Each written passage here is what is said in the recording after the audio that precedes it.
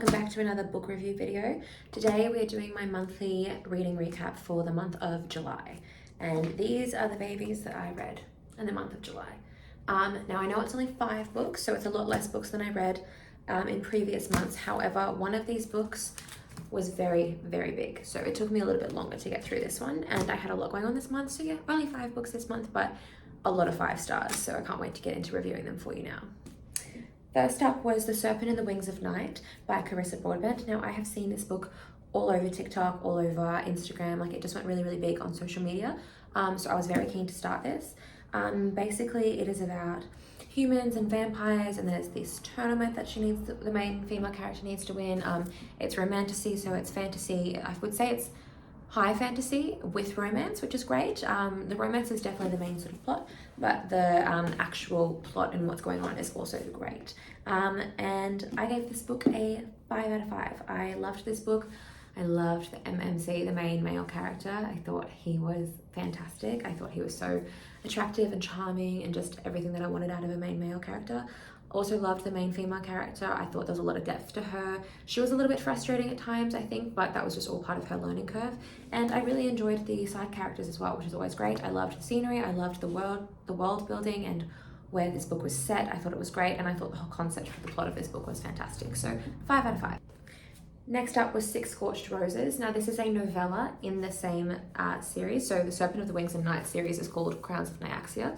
And so this takes place in the same world around the same sort of time, and it follows 2 other characters, which we do then see into the next book. So this was just a short little novella, and I loved this. This was also a 5-star for me.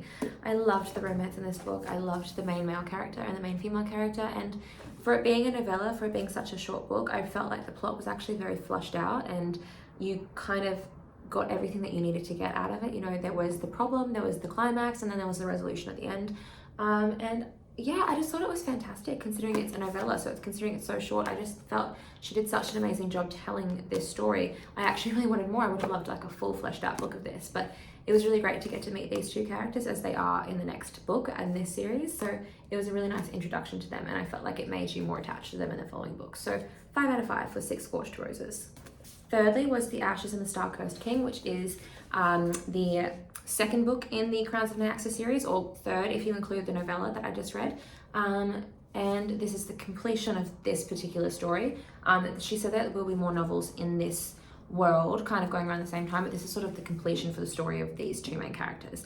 Like I said in the novella, those 2 characters were introduced in the novella were in this, which made it even more enjoyable. But I loved this book, a bit bigger than the first one, and I didn't really know the direction that she was going to take in it, but I absolutely loved where she went with it. And I really, really loved that, you know, our main female character actually stood firm in her boundaries and, you know, executed them with the main male character. And I also loved all the other characters that were introduced, and I just felt like this was a very fleshed out plot and just a really excellent book. So I also gave this a 5 out of 5.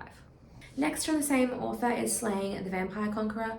So this is again in the same world. I think it's in a different country to whatever, well, when I say country, it's a fantasy world, so we don't even know if they are called country, but it's in the same world. Don't know if it's happening at the same time, and it's happening in a different place to the other books that Carissa Broadbent wrote in this Crowns of Nyaxia world. But this is a standalone, and I really enjoyed this. I loved our main male character. I thought he was so broody and mysterious, and I just loved everything about him. And the main female character, she was good. I think I've read better main female characters, but I still thoroughly enjoyed her, and this was very slow burn romance, and it made it very much worth it. And I liked the plot, so this was a 4 out of 5 stars for me. The final book that I read in July was the one that took me the longest. Now this is a big book. This is almost 900 pages, and the writing is tiny, but that was A Day of Fallen Night by Samantha Shannon. Now this is part of the Roots of Chaos series by Samantha Shannon. So she also has another book called The Priory of the Orange Tree, which takes place 500 years after this book. So this is the second book she's written. This is a prequel, so it takes place 500 years before Priory of the Orange Tree, which I haven't actually read yet. I chose to read A Day of Fallen Night first, just because I felt like chronologically it was first, so I thought I'd do that. And this book was amazing. It was a little bit slow to get into at first, and the world building was very intense. This is high fantasy. Romance is barely in there. The romance that is in there is beautiful, but it's very, very high fantasy. So it's a tough read. If you are going to be reading this, if you are new to fantasy, I wouldn't recommend this as one of your first ones, but if you are very well versed in the fantasy genre, This book is incredible.